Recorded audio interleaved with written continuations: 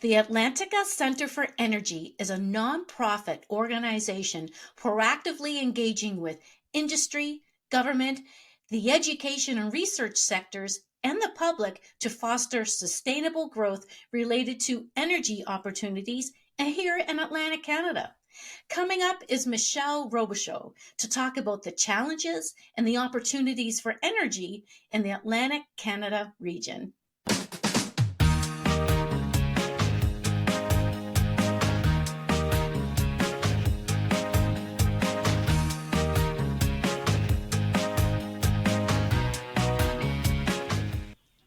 Hi, Michelle, and welcome. Thanks, Maria. I'm really pleased to be here. We're going to talk about the Atlantica Centre for Energy. Tell me a little bit about what your organization is and what you do.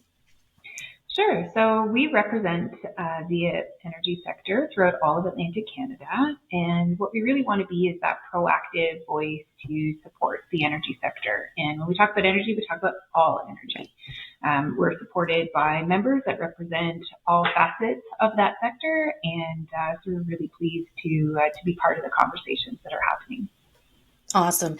I really like on your website, you have the interactive energy map or maps of Atlantic Canada. And it's where you can learn about the total energy infrastructure and each of the maritime provinces. How did that all come together? That must have been a lot of work. It was a lot of work, but it came together over a couple of years just because of the detail that needs to go into it. But these interactive maps allow Atlantic Canadians or Canadians to sort of look at the diversity of the supply that we have in Atlantic Canada, and we're really excited about that. We're currently working on the Newfoundland and Labrador energy map. But the New Brunswick, Nova Scotia, and PEI maps are there. And so you can see sort of by general area, you can see what is generation, what is self-supply. It's a great tool. Well, it's great. And there's probably a lot of nuances as well. Like you only do projects that are complete and ready. You don't do the ones that are being considered. Like there's because there's a lot on the books, and I know people are really excited about that. And we've kind of got it on our agenda to try and tackle that next year, because if we look at the economic potential of some of those large projects, and especially around the hydrogen projects, there's a tremendous amount of excitement there. Your organization enables you to keep your ear to the ground. You kind of have a little bit of an idea of what's going on everywhere. How do you do this? What resources is networking? Like, how do you keep your ear to the ground, basically? Maria, your conversation started this morning by, geez, you're an early riser, aren't you? So we certainly keep an eye on what's happening with our member organizations, and so those partners of ours really keep us in the loop about what's going on in terms of each of the sectors that they represent. And also we certainly participate in events and activities that are happening in the region. I can't tell you how many emails come in my inbox every day that, I try to do justice and try and understand what is happening and also distribute that information. So we have a newsletter as well that goes out monthly. It just went out first thing this morning. And so it highlights all of the activities that are happening. So we do try and keep our ear to the ground. Wonderful. There are a lot of, ways that different parts of Canada uses energy. How is this region's use of energy different than the rest of Canada? We don't have, GO trains, and we don't have, we have a different landscape here, We sure do. And weather. It can definitely be said that Atlantic Canada has a different weather system, especially given the fact that we're right on the coast and surrounded by ocean water. And so that does change the landscape. The the other piece of the landscape is that we are quite electrified throughout specifically Atlantic Canada, which means that homes aren't heated or powered by natural gas like the rest of Canada is. We do have natural gas here, but we are at the end of the line, just being on the East Coast. We have very limited development here in Atlantic Canada. But what that enables us is this transition that's happening in the energy sector to more clean energy. We're kind of ahead of the curve. One of the other pieces that we do struggle with, even though we're ahead of the curve, is that we do have coal plants that generate some of our electricity, but we also have a tremendous amount of hydropower and we have nuclear. So when we talk about those maps and how diversified Atlantic Canada really is, that is going to help us in the transition so that we can take a bit of a progressive role in that. Well, you touched on this already, but there are a lot of challenges and opportunities for energy in the Atlantic region. Can you tell me what some of them are? Definitely the opportunities. We have a lot. We do, actually. It is very exciting because there are some opportunities for new hydro in Newfoundland in particular. In Nova Scotia and Newfoundland, we're looking at offshore wind.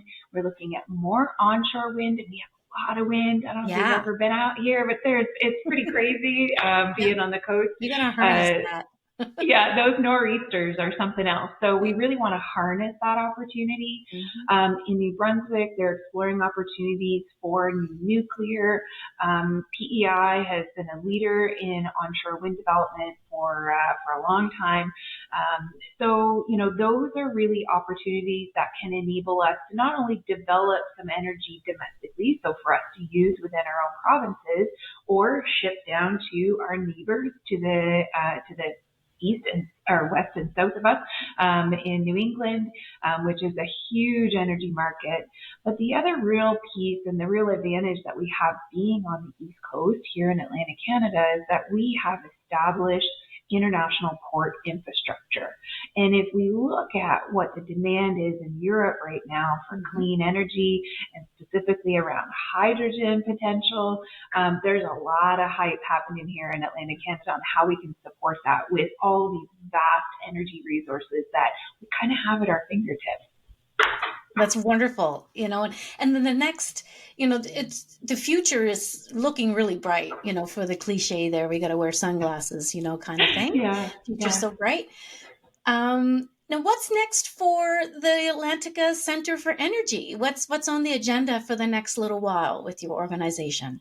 Yeah, so we do keep our ear to the ground, as you mentioned earlier, in the pulse of what's happening at the federal level with some policies. So we have the clean electricity regulations that are coming up. We do have a lot of interest in developing new policies and regulations around the hydrogen sector that I mentioned. Our offshore wind, that's a whole new industry that needs to be developed. So we are looking at what's happening in those sectors, which are new and developing.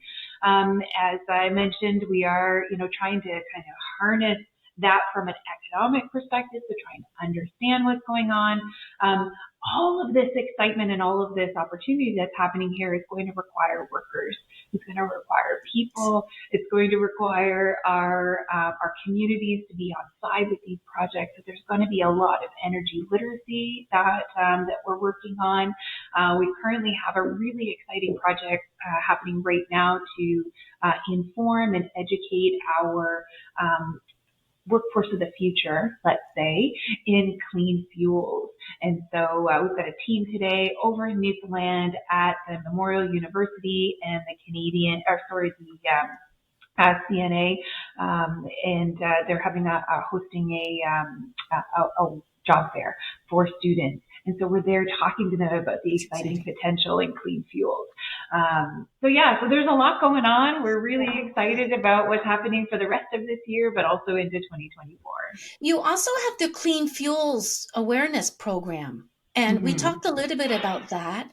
Is that being worked on, or are you putting the final touches on that program? Yeah, we are just about to launch the website. Actually, the program's called Fuel for the Future, and it really combines industry with post-secondary students to try and educate them about what jobs are going to be in all of this excitement that's happening in Atlantic Canada. That's great news. That's great news. Well, thank you so much for your time today, Michelle. I know you've got to go off to an announcement that's being made somewhere, but Yeah, I'm glad that I tracked you down, and thanks yeah. for telling us all about your organization, and wishing you guys all the best in the future. I appreciate that, Maria. It's really exciting to talk about what's happening in Atlantic Canada, and so appreciate the opportunity. That was Michelle Robichaud, president of the Atlantica Centre for Energy, telling us about their work in supporting energy growth in Atlantic Canada. This podcast is sponsored by the Smart Energy event. It's where smart people gather who are in the energy sector each spring. I'm your host, Maria McGowan. Thanks for listening in.